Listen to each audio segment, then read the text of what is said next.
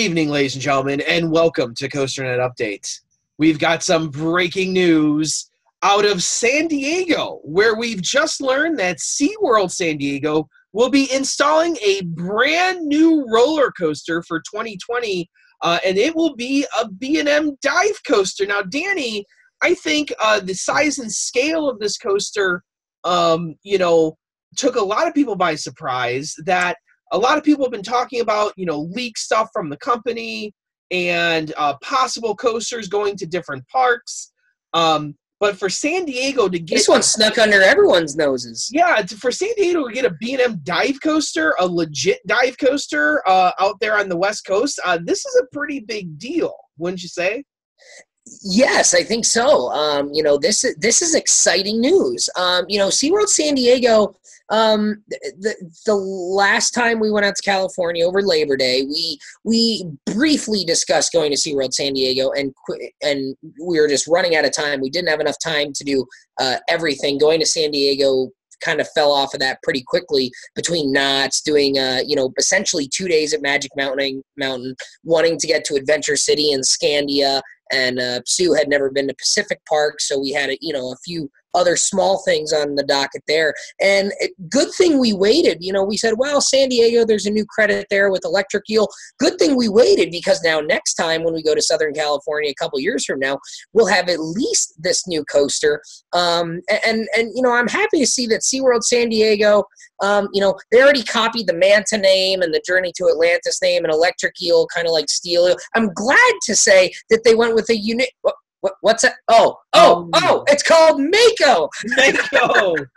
Now, to be fair, I think Mako is a really good name.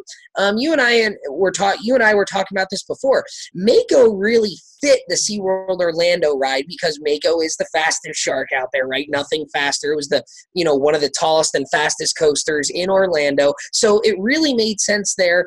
This one is a little bit tougher. I guess maybe tallest, fastest one there. They're not really going with the nothing faster tagline, because that was the teaser for SeaWorld Orlando. San Diego did not tease this at all. I mean, and I guess I get it because they're on opposite coast. They're 3,000 miles away. You can reuse logos, merchandise, the trademark. You don't have to refile any new trademarks.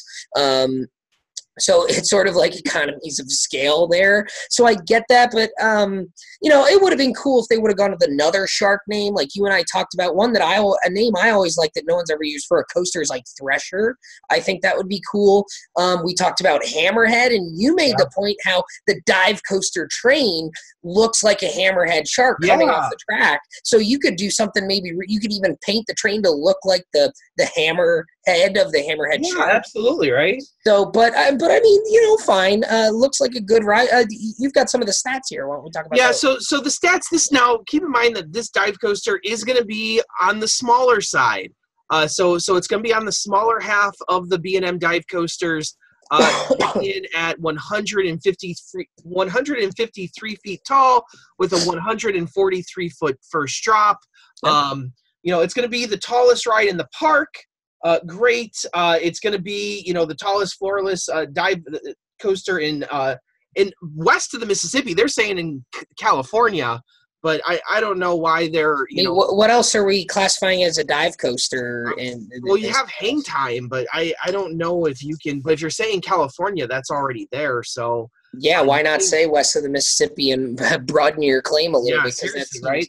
Seems to be what people are doing. So stats-wise, you're looking at a little bit bigger than something like Baron 1898, something like Crockett, in that realm of dive coasters. Right. The question is, will they go with the smaller trains too? Because the 6 across. Yeah, so we know that the smaller dive coasters have traditionally done the smaller trains on top of that. instead of doing the full 8 that you've seen on a lot of the bigger dive coasters. Well, I would hope that if they do go with the smaller trains, that means that it gets hard restraints and I can actually float out of my seat for once. Well, I don't want to start that debate with you again this evening. Because I believe they would have to, because they don't have a model for the vest restraints on. And why would you? Now wait a minute. Does Baron 1998 have it? Well, because I think on rides like Baron 18, or as if you want to say it in the native tongue, Baron Ikanaka, or whatever it is, if you're to do it in Baron has the hard restraints. Yes, so Baron 1898 has it's 6 across, right? So the 6 across train, now see, those do look like dive coaster trains. Those look more like the actual dive coaster trains. If you look at Crockett at Hyde Park, those are 6 across, I believe, and those look more like the traditional floorless coaster train. Well, maybe they do look. Oh, no, they do look like the same. I don't know what you're talking about here. No, those are the dive coaster trains. Okay, yeah, they are. Are those new? Okay. Yeah.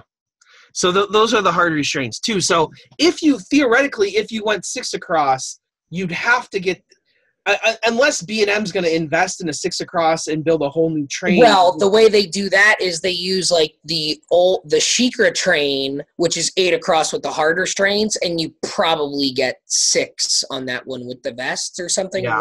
Maybe you just come up with something new if they ask for it. I don't know. That'll be interesting to see, because doing the comfort collars, you would think that maybe they would go with the vests and request those. Well, because the vest restraints also allow you to get a lower height requirement too. So ride experience aside, there is a vested interest by the park to choose.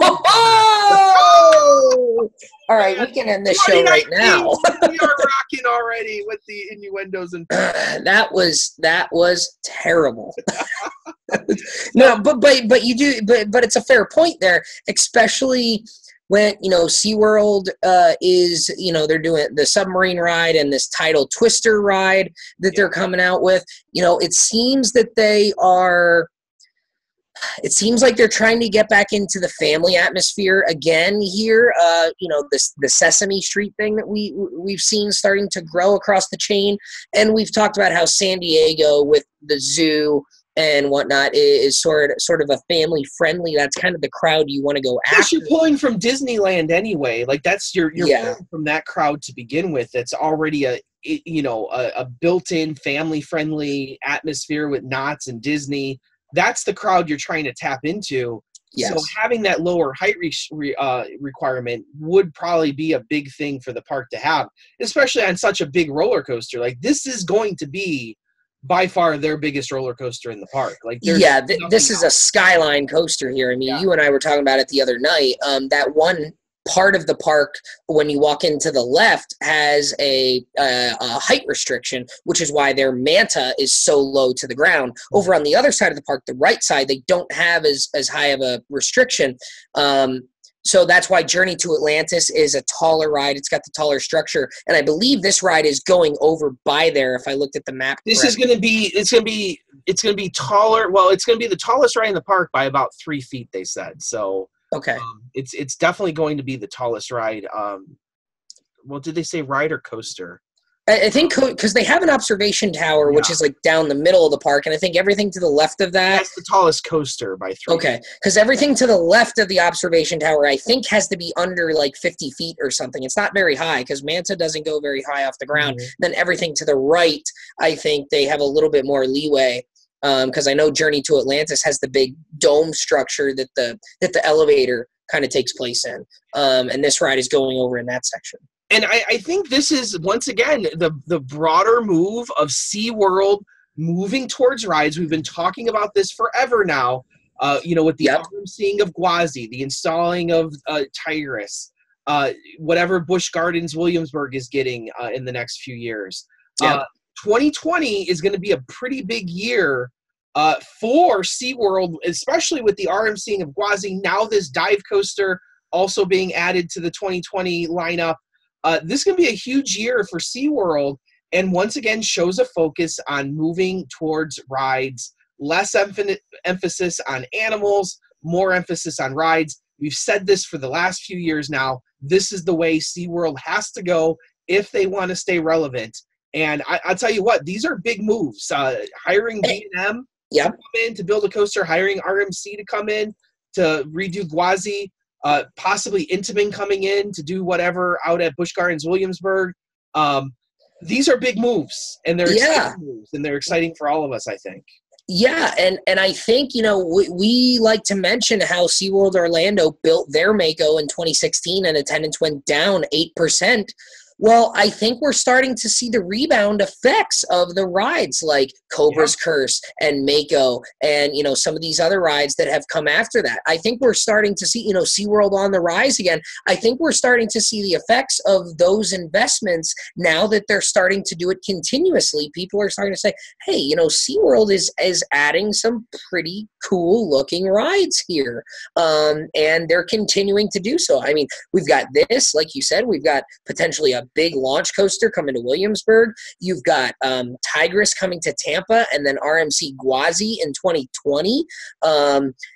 We've got a potential wood coaster coming to San Antonio, Orlando, possibly doing a wave breaker style ride. I mean, they are pushing all the chips into the middle of the table. They are saying, hey, we're finally starting to see some good numbers come in with some of these investments.